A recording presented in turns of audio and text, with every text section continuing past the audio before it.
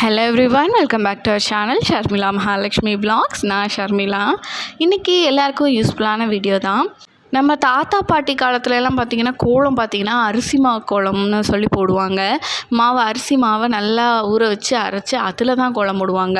So நம்மளும் ரெகுலராக பண்ணலாம் அப்படின்னு பார்த்தா அரிசி மாவை டெய்லி அரைக்க முடியாது. அதுக்கு என்ன பண்ணலாம் அப்படின்னு பார்த்திங்கன்னா, அரிசி மாவு இந்த மாதிரி நல்லா ஊற வச்சுட்டு அது ஒரு ½ hour ஊறினா போதும். அதை நல்லா மிக்சியில் போட்டு அரைச்சிக்கோங்க, மையாக அரைச்சிக்கோங்க. கொஞ்சம் கூட திப்பியாக இருக்கக்கூடாது. ஃபுல்லாக நல்லா சாஃப்டாக அரைச்சிக்கோங்க. அரைச்சிட்டு ஒரு கிளாத்தை வச்சு நல்லா அதை புழிஞ்சிங்கன்னா அந்த தண்ணி எக்ஸஸான வாட்டர் எல்லாமே ட்ரைன் ஆகிடும்.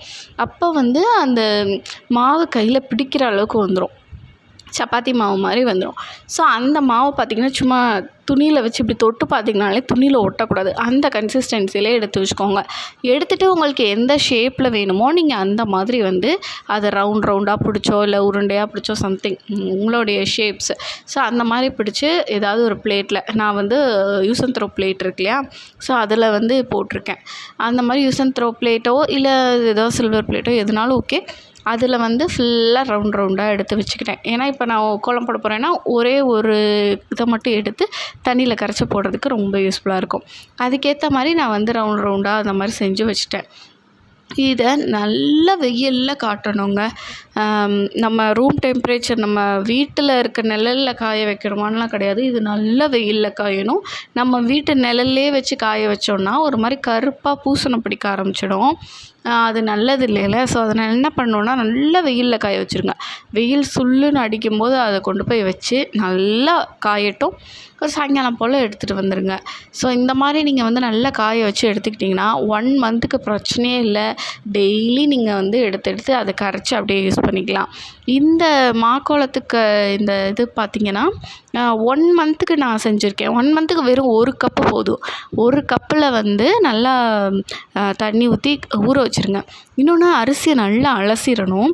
அலசிட்டு அந்த வெள்ளையாக இருக்கக்கூடாது. நம்ம எப்படி சாப்பாட்டு ஆக்கும்போது கழுவுவோமோ அதே மாதிரி நல்லா சுத்தமாக கழுவிடுங்க. அப்போ தான் நல்லா பளிச்சுன்னு வரும் அந்த அரிசி மாக்கோலம்.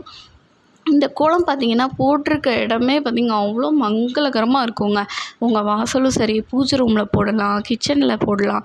ஸோ இந்த இடமே பார்த்திங்கன்னா நல்ல மங்களகரமாக இருக்கும். இப்போ அதை நல்லா காய வச்சுட்டு ஏதாவது ஒரு யூஸ் அண்ட் த்ரோ பாக்ஸோ எனி பாக்ஸஸில் நீங்கள் ஸ்டோர் பண்ணி வச்சுக்கோங்க. இந்த மாதிரி ஸ்டோர் பண்ணிவிட்டு டெய்லி இந்த மாதிரி ஒரு இதை மட்டும் எடுத்து தண்ணியில் கரைச்சிட்டு நீங்கள் யூஸ் பண்ணிக்கலாம். தீர்ந்துருச்சு அப்படின்னா இன்னொரு கட்டி எடுத்து அந்த மாதிரி யூஸ் பண்ணிக்கலாம். ஸோ அந்த மாதிரி பண்ணிக்கோங்க. நீங்கள் வாசல் இன்னும் நாங்கள் நிறைய கோலம் போடுவோம் அப்படின்னா 2-3 கூட நீங்கள் எடுத்து கரைச்சிக்கலாம். உங்களுடைய விருப்பம். உங்களுக்கு 1 monthக்கு ஒரு கப் செஞ்சு பாருங்கள். உங்களுக்கு சரியாக வந்ததுன்னா அப்படியே ஃபாலோ பண்ணிக்கோங்க. ஸோ இப்படி தாங்க இந்த கோலம் போடணும். பட் எப்படி தண்ணியில் கரைச்சி எப்படி கோலம் போடுறதுன்னு பார்த்திங்கன்னா, ஃபஸ்ட்டு பழகுறீங்க அப்படின்னா பிகினர்ஸ்க்கு குட்டியாக ஏதாவது ஒரு துணி எடுத்துக்கோங்க. துணி எடுத்துகிட்டு அதை டிப் பண்ணிவிட்டு நீங்கள் அந்த மோதிர விரலால் தான் போட முடியும். அதை நல்லா அந்த துணியை பிழிய அந்த தண்ணி வரும். அப்போ அந்த மோதிர விரல் தான் ஃபஸ்ட்டு இருக்கிறனால அந்த விரலை வச்சே நீங்கள் ஃபுல் கோலமும் போட்டு முடிச்சிடலாம். இன்கேஸ் எங்களுக்கு இந்த துணி செட் ஆகலைங்க அப்படின்னா நீங்கள் வெறும் உங்கள் கையாலே இப்படி லைட்டாக இப்படி கையை டிப் பண்ணிட்டு எடுத்தாலே அழகாக வந்துடுங்க. ஸ்டார்டிங்கில் கொஞ்சம் ஒரு மாதிரி குளறுபடியாக இருக்கும். அதுக்கப்புறம் உங்களுக்கு பழக சூப்பராக வந்துடும். உங்களுக்கு பிடிச்ச டிசைன் நீங்கள் போட்டுக்கலாம். ஸோ இந்த மாதிரி பண்ணுங்கள். இந்த மாதிரி நீங்கள் மாக்கோலம் போடும்போது கூடவே காவியும் நல்லா தண்ணியில் கரைச்சிட்டு அதையும் போட்டு பாருங்களேன். செம்மையாக இருக்கும். இதோட காம்பினேஷன் பார்க்குறதுக்கே அவ்வளோ மங்களகரமாக இருக்குங்க. இதை வாசலில் போடலாம், கிச்சனில் போடலாம். நம்ம துளசி மாடம் இருந்தால் துளசி மாடத்துக்கு போடலாம்.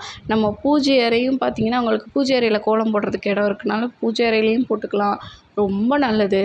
இந்த அரிசி மாவு பார்த்திங்கன்னா ஒரு உயிருக்கு, வாயிலா ஜீவனுக்கு உணவு அளிக்கிற மாதிரி இது ரொம்ப ரொம்ப புண்ணியம். ஸோ அதனால் கண்டிப்பாக மாக்கோலத்தில் நீங்கள் கோலம் போடுறது ரொம்ப ரொம்ப நல்லது. இந்த மாதிரி செஞ்சு வச்சுக்கிட்டு நீங்கள் போடலாம். ஸோ இந்த வீடியோ எல்லாருக்குமே யூஸ்ஃபுல்லாக இருக்கும்னு நினைக்கிறேன். இன்னொரு இன்ட்ரெஸ்டிங்கான அண்ட் யூஸ்ஃபுல்லான வீடியோஸோட நான் உங்களை மீட் பண்ணுறேன். அது வரைக்கும் பாய். புதுசாக நம்ம சேனல் பார்க்குறீங்கன்னா ப்ளீஸ் சப்ஸ்கிரைப் பண்ணி சப்போர்ட் பண்ணுங்கள்.